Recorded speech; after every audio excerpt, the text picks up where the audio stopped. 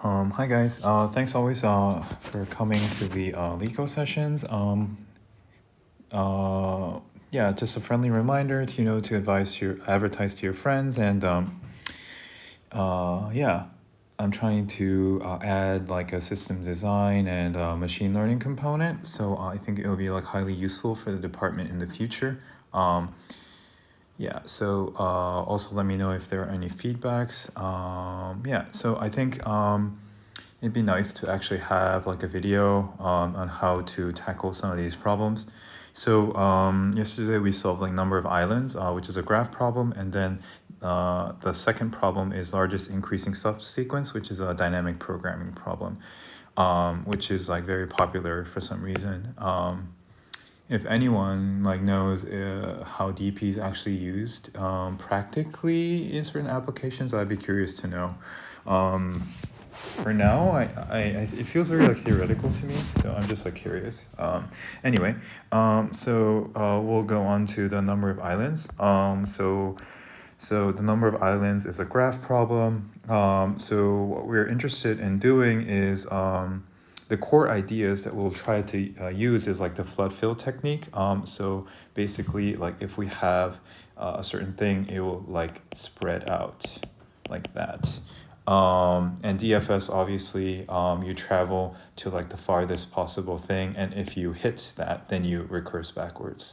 And then you go here, and then you travel as far as you can, and then you hit the end. Similarly, like here, and so forth. So you travel as far as you can, starting on one certain point. And obviously, we'll be talking about grid traversal. So for those of you don't know, the problem is given a 2D grid of ones and zeros, one representing the land and zero the water. An island is surrounded by water, so zero, right? And is formed by connecting adjacent islands horizontally and vertically, right? Yeah, so here, like this is one island, and this is one island. The main intuition is like if you find a one, increment the number of islands and mark neighbors as zero while traversing DFS. So if you find one, right? So you travel DFS here, you travel DFS here, you travel DFS here, you travel DFS here, right? And you try to go as farthest away as possible, and then you like this is like the flood fill technique. It's like dropping, you drop a like think of like the water, I guess. Yeah, so like this is water, and then yeah, you're dropping a droplet of like red ink, and it spreads as far away as possible. So I think that's like the idea. Yeah, so like however much you need becomes like red. So that's like the analogy. So the example that we have is like we have here, right? Number of islands is 1, 1. Oh, so it's here it's 0. This is like the start state. And then if we hit 1, right? So we try to spread as much as possible. So this one would be marked as 0 right here. And then here, this one will be marked as 0. And then we'll increment the number of islands. So this is like the pseudocode given a grid, right? I think the grid is defined. By the way, anyone, I know some people use Java and C++ and other things, but you can use whichever language you would like. I personally prefer Python because I'm more familiar with it, and I want to do machine learning. So it's like a little bit intuitive for me. But I think like a lot of this is pseudocode anyway. So if you have any questions, like let me know, and I'm happy to explain things further. So rows is basically defined as like the length of the grid, right? So, and then columns is like, this is how you define it. So here, like 0, 0, 0, 0, right? So this would be like the number of rows would be 2, and then here the number of columns would be 2, and here these are the number of rows, right? So it'll be defined as 2.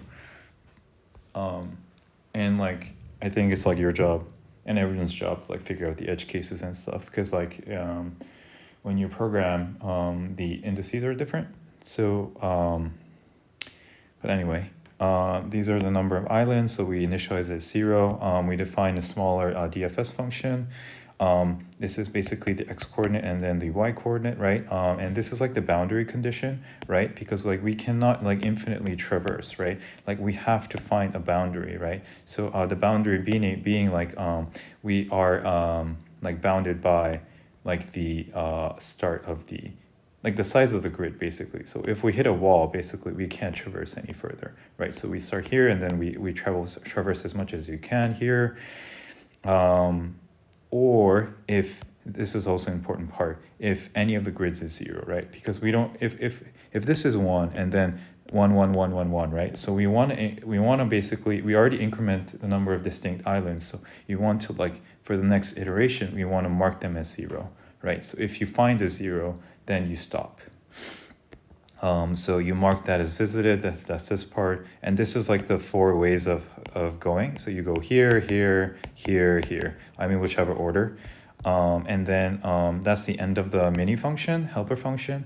Yeah, it's nice because like you don't have to define the global state, so that's like a very nice elegant way on how to define it. And then here, so basically this is like the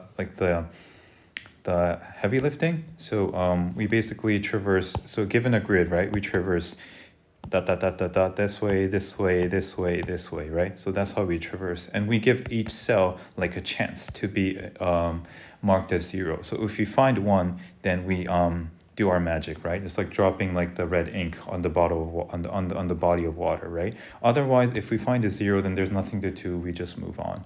Yeah. I'll like record a second video for like the DP one. It's a little bit challenging. Yeah, but I'll try to be as clear as possible using analogies and stuff. Yeah, thank you.